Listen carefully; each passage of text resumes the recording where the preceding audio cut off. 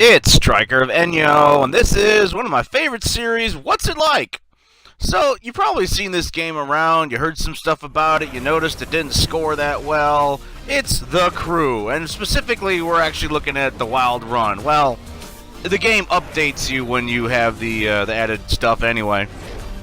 But yeah, we're taking a look at The Crew, and this is basically going to give you an idea what the first 10 to 12 hours is kind of like in the game. So, here we go.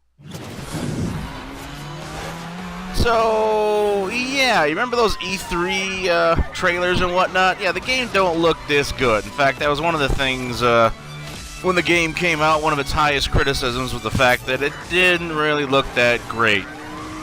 Now, ultimately, they're sacrificing their graphical fidelity for being able to load into their game fairly quickly. And as you also might know, this is basically all due to the power of having the cloud and online servers. You can't play this game offline in any kind of way because it's not possible. The Xbox One, believe it or not, can't handle this game on its own. It has to have computing power in the cloud in order to do it. But yeah, I mean, talk about, I was excited for this game. And you know what? It came at a cheap price. Sure, you know, these customizations and stuff, they're still there, but you don't do it in midair, but you would probably know that.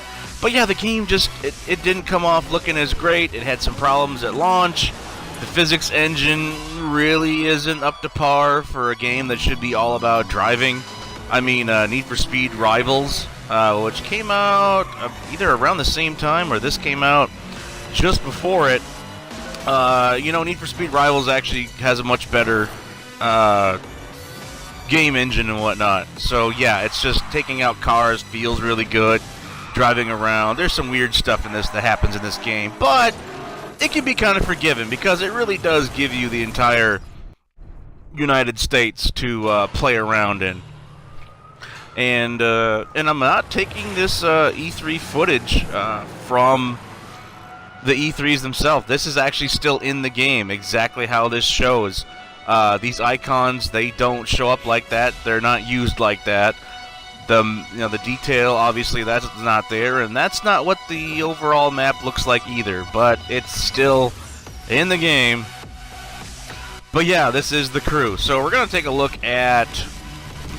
Like I said, it was a pretty exciting game at the time. But now we're gonna take a look at the actual mechanics in the game. So yeah, it's Ubisoft. Well, what does that mean? That means it basically has the towers, the synchronization points, just like Assassin's Creed. You find these little radar dishes. It kind of shows you around the area, and then it unlocks all the challenges and the locations on your map, essentially. And one of the big things is actually how the game functions. As you can see, you hit the back button, and you're in the map right now. And this is, like I said, about 10 or 12 hours in, so I've uncovered some of the Midwest. We're going to try to pick a spot just nearby. You know, everything's kind of still covered up, and it will be, for the most part. The map's really, you know, not that bad. It's about 70 miles across, give or take. I know that doesn't seem like much, but when you're talking about it, you know, in a car that does about 100 miles per hour, given the fact that you need to drive around roads and whatnot and turns, you know, it still takes you about a good half hour to get from one side to the next. Maybe even 40 minutes or so. You know, you probably heard some things about an hour. As you can see, I just loaded in there. I mean, it's that quick. That's kind of the nice thing. I know. Everyone's going to say that the visuals absolutely suck balls. But, you know what? They're really not too bad. No, they're not as good as Need for Speed Rivals. But then again, Need for Speed is not trying to convey a massive map like this. I mean, seriously, you can see the swath I did at the top part and the bottom part. You know, just traveling from some of the major cities. I mean, when you consider that there's stuff and events filled in everywhere, it actually is quite ambitious. It really is bigger than Test Drive Unlimited. I don't know about Test Drive Unlimited 2 because that technically had the entire island from the first game, I believe. But you can kind of see, I picked an area to spawn to. This is kind of what you're dealing with in real time. I hadn't previously gone there, but it loads that fast. That's actually pretty decent, considering I hadn't gone there before, and now I'm actually going to basically go back to my starting area. You know, once the servers are going and they're doing pretty good, you know, this stuff actually does go even a little bit faster. You can zoom all the way down to street level. I was kind of having a hard time trying to zoom in just right.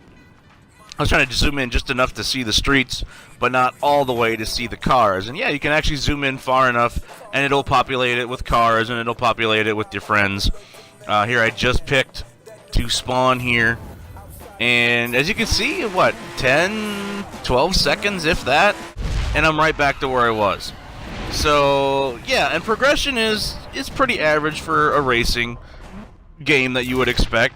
You know, as you complete missions and as you complete challenges and other little challenges, you get parts for your car if you have the right kit for your car. So as you can see, you know, you can basically equip the part right away. You don't really necessarily need to go into the screen and fiddle with all your cars and whatnot a whole lot. But yeah, let's take a look at the cars. As you can see, I got the car pack, the season pass as well. But this is basically all the cars in the game. There's 9 pages of them. As you can see, you can take a look at some of the names individually. What you're looking at is, when you buy a car, it's always the full stock version. And then, in order to qualify in certain streets, you need to mod it. So, like, the first thing you're going to need to do is get the street mod, and then you're going to need the dirt mod, and then you get a performance mod, and so on. So what those basically are is that, as you can see, this is a McLaren. It's the full stock version, but it does have a performance mod for it. That means I can take it into the performance events. And at first, you're going to be going into street events. So anything that works with the street events, as you can see, there's no cars on this page, but like I got the whole lower path, that lower level. You know, these are all performance cars. So, like, I can't make a McLaren into a dirt car. I can't make it into a street car either. So, I can't earn those parts for that car. So, I've recommended to my other friends that you have one car for each specific mod. So, you have one car that you use on dirt, one that you use with the street, one with performance, and so on. And that way, all the parts that you earn are going to go toward that car and in that car, because the parts don't, you know, they don't span over. If you get an air filter system for one car, this is just looking at some of the perks. They don't really matter. You don't need to concern yourself too much with them. They give you small little incremental changes. They also let you reveal more of the map. That's basically what I did. But these are like the first 3 guys you're going to see. That's what you're going to see in the first dozen hours or so. You're looking at a campaign that's about 20 to 25 hours long with story. But I've put in, you know, a good 12 to 15, and, you know, but I'm actually uncovering a bit of the map, and I'm doing the street challenges and getting better parts and whatnot, so, you know, I'm actually getting preoccupied with the stuff, and I'm actually having a pretty good time. I enjoy the game. So this is the customization stuff. As you can see, there's a lot of different paint schemes. You got matte, incandescent, you've got a couple of different metal finishes and chrome. Anytime you buy any of these paints, they go into your garage and you can use them on any of your other cars. You can often do a 2-tone paint job as well. Yeah, there's different kinds of paint and whatnot. They got a huge spectrum of it. It's pretty good. It's actually really not too bad. A lot of customization. You got actually a lot of skins too that you can put on it. As you can see, there's just some generic ones. There's also Ubisoft ones featuring the Rabbids. You got Rayman, Splinter Cell. You even got a little bit of, well, basically Watch Dogs, a bunch of other ones. You know, they're kind of expensive too. Assassin's Creed and whatnot. You know, so you got some pretty good skins, and quite honestly, it's a pretty impressive amount of stuff. You know, a lot of little different things. Like I said, there's more tribal stuff and skins you can add, flames and whatnot. You know, these are just, you know, basic decals that are meant to cover the whole car. Just Dance, yeah, I know, I can't believe it either, but it's in the freaking game. So, but yeah, that has to deal with the paint and whatnot. Parts. Well, I can't adjust the interior on this certain vehicle, but you know, they got bumpers and whatnot. It doesn't go real heavy into customization. Like I said, for the most part, the game likes to give you a car whenever you go into an event, so it's kind of taking the job of switching cars for you. You still can, you know, modify some different bumpers. It's all basically cosmetic. And like I said, you can't earn parts for a full stock car. You have to actually align it with the mods. You have to align it to a street or performance. So, like, I took this McLaren out because I had bought it, you know, as part of the car pack. I can't earn any parts for it. I can still make gold medals and beat the challenges around my area, but I'm not earning any performance parts actually for it.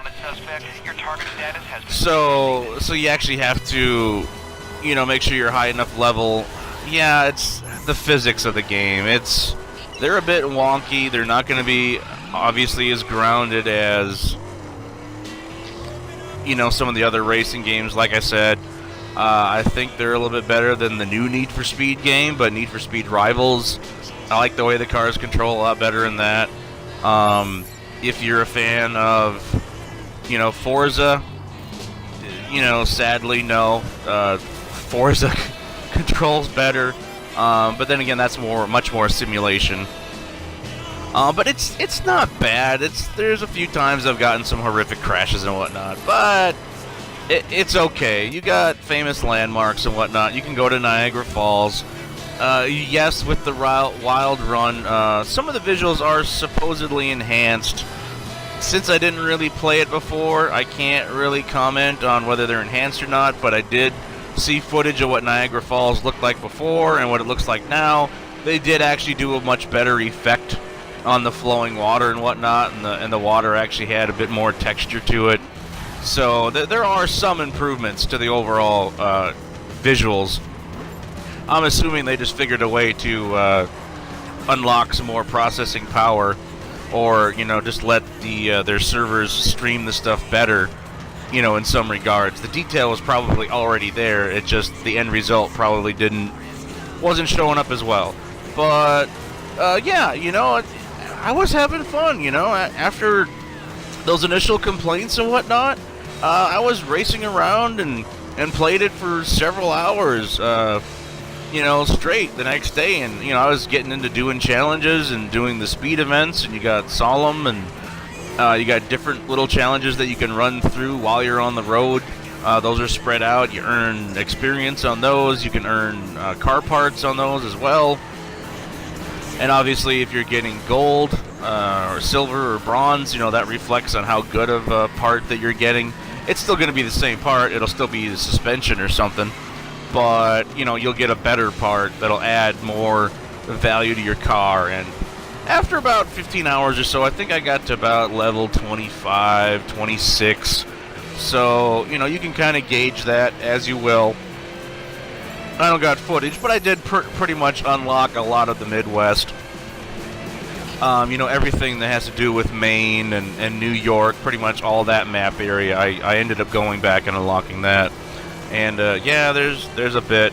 If your connection isn't quite as right, or there's been times I've gotten some pretty bad stuttering, I've often had to load into the map and maybe load back, or try to get the game to work. So you need to have a pretty rock-solid connection at all times as well. But yeah, this is what the crew is like. The Wild Ride, or the Wild Run, I'm sorry, that stuff is basically monster trucks, drag racing, and you got some dirt bikes in there. Yeah, the physics are a little, like I said, they're a little wonky. I guess you just can't have. It's a pretty ambitious. When you realize just how much stuff is kind of in the game and all the stuff you get to do and all the detail and whatnot, you know, it is quite impressive.